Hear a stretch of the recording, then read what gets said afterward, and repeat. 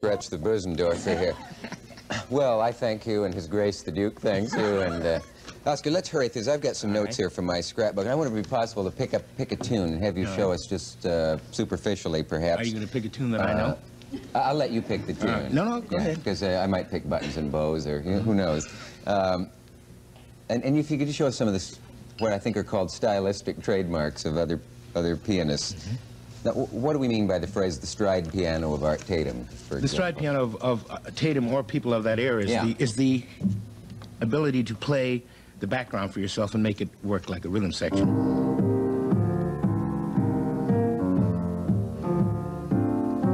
As opposed to when you play with a rhythm section, where you would just hold a chord, usually, or punctuate with a chord and play. Because the drummer is playing and the bass player is playing. So this way you go. Yeah.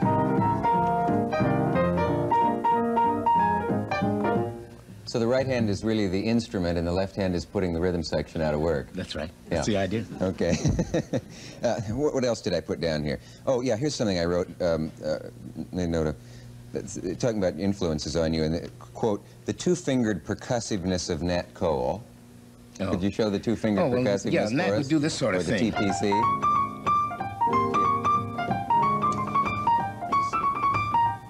Which each note has its own articulation rather than being an insipid phrase like... Yeah.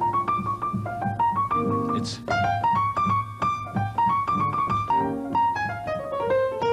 And he used mostly the front end of his hand. And emphatic to accomplish like this. that. It was very emphatic. Sort of, it was articulated like you do in speech. Then the Muzak running all notes together. That's part of the sentence. The other part they could hear in your early influence was the lyric octave work of Earl Garner. Oh, they're talking about the full chords like this, where Errol used a handful of chords to play melody. If he was going to play Getting Sentimental, he might play it like this. And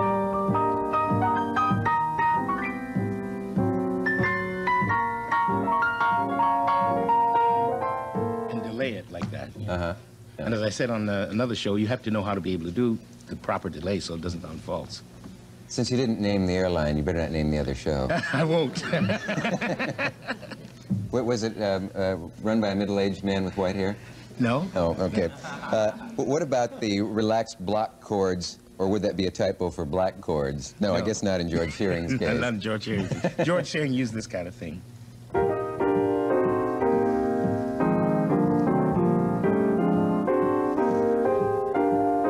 To run melodies like Roses of Picardy,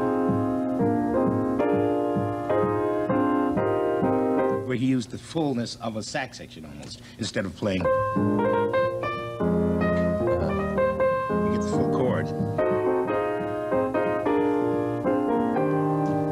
Now, play it again with partial chord.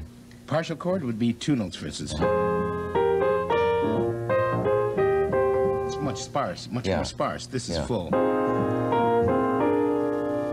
You know, it just occurred to me that I read so that you had given up singing because you sounded a little too much like a well-known singer. Don't say who it is. I'm not going to say.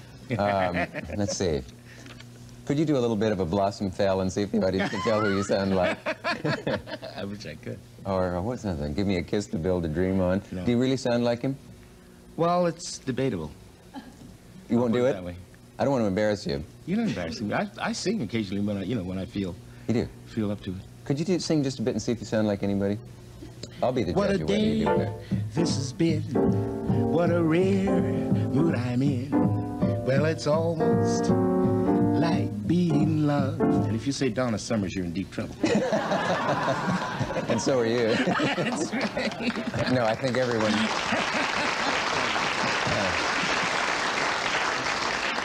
I think everyone recognized the voice of the immortal George Burns. Let's not explain it. What are double-handed, or is it double-octave bass lines? Oh, I think there was, well, actually, what you mean, double octave melody lines. Maybe. Rather than bass lines. Maybe. Because if you play a linear invention, if you play as a gain on Sweet Georgia, if you invent something as an alternative line, then you can play the same thing with two hands.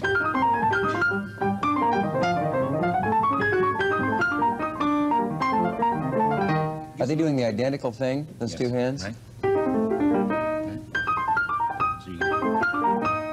two different places in the piano. It gives a little different substance. This is a little difficult to do if you haven't been doing it. Was that ever hard for you, or when you were the first time you tried that, could you do it? No, I couldn't do it the first time I tried it. Okay.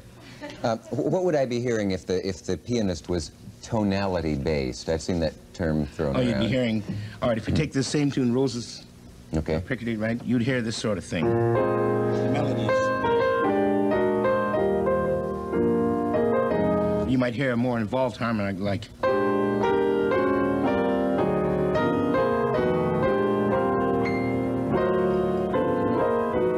whatever they chose to do. You're just moving the harmonies around, changing them to give it a different shape to the tune. Well, thank you for this master lesson. Quickly, two 10-second questions. How good a trumpet player was Louis Armstrong in musicians' terms? Fantastic trumpet player. Yeah. And the other one is, how long has wigs been a verb transitive, as in cigarette holder, that wigs me, in the lyrics to Satin Doll? Well, you don't need to answer that. Oscar Peterson, it's a genuine thrill to have you here. Thank you. If you would play us off, it would be wonderful. Just a little cocktail piano.